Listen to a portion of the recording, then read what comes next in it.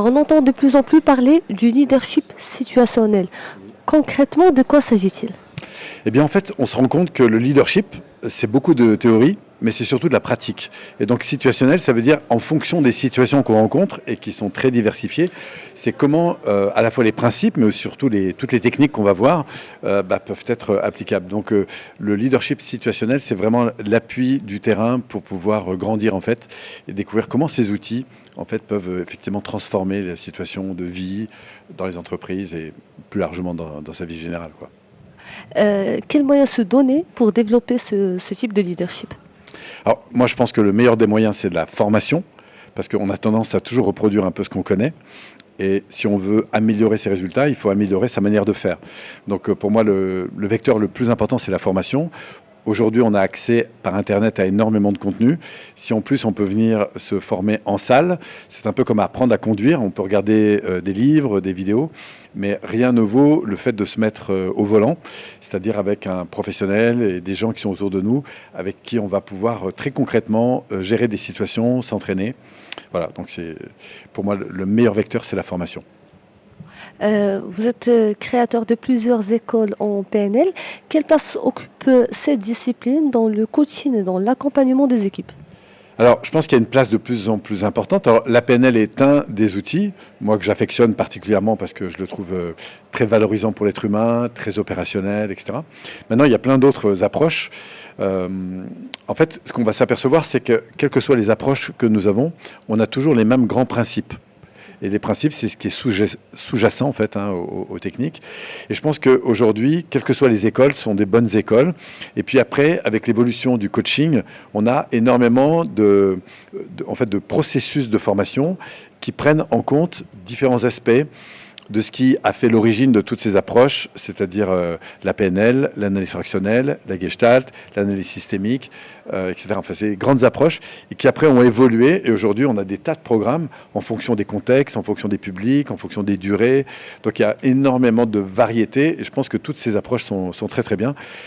Moi, j'affectionne particulièrement la PNL parce que je trouve qu'elle est elle met beaucoup en valeur l'être humain dans son fonctionnement psychologique, hein, c'est-à-dire neurophysiologique, et dans son rapport à l'environnement. Mais voilà, toutes les approches finalement aujourd'hui sont intéressantes en fait. Alors moi j'aime beaucoup la PNL parce qu'elle est très axée sur le développement des ressources de l'être humain, c'est-à-dire qu'on prend énormément en compte le facteur, en tout cas chez moi, le facteur émotionnel pour mieux agir dans son interaction avec l'environnement. Et voilà, moi ce qui me plaît, c'est que c'est très pratique. Même s'il y a beaucoup de théories aussi là derrière.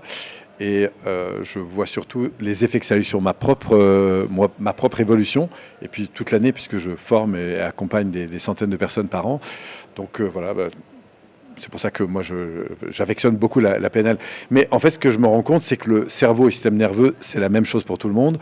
Donc qu'on fasse de l'hypnose, on retrouve toujours en fait les mêmes principes. Et voilà, c'est intéressant pour ça. Alors, vous dites clairement que les différentes techniques ont évolué avec le temps. J'ai envie de vous poser la question, vous qui êtes expert dans le domaine, quelle lecture faites-vous de l'évolution de la pratique de la PNL au Maroc? Le Maroc est un pays qui est en très très fort changement. Il y a énormément de choses. Enfin, moi, je disais hier à mon chauffeur, je suis revenu ici pour la première fois, j'avais 16 ans, j'en ai 55 aujourd'hui. Et quand je vois même dans ces 10 dernières années, je trouve que c'est incroyable au niveau éducatif, au niveau... bon, alors, il y a des bonnes choses, il y a des moins bonnes choses, mais j'ai l'impression que le développement personnel chez vous est de plus en plus important. Moi, je suis épaté de voir le nombre de personnes qui nous suivent sur Internet, au Maroc, dans tous les pays d'Afrique du Nord d'ailleurs.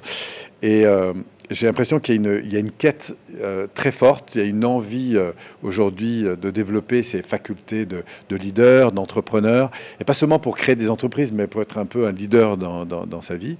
Et je trouve qu'au Maroc, vous êtes particulièrement sensible. Enfin, je le vois ici dans les formations, il y a une demande qui est très très forte. Et voilà, c'est pour ça que j'ai aussi beaucoup de plaisir à venir ici.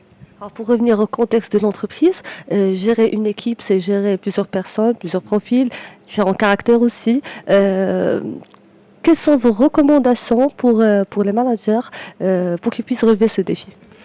D'abord d'accepter que le monde change et qu'il évolue très vite et que la meilleure des choses qui soit, c'est toujours d'évoluer avec son environnement.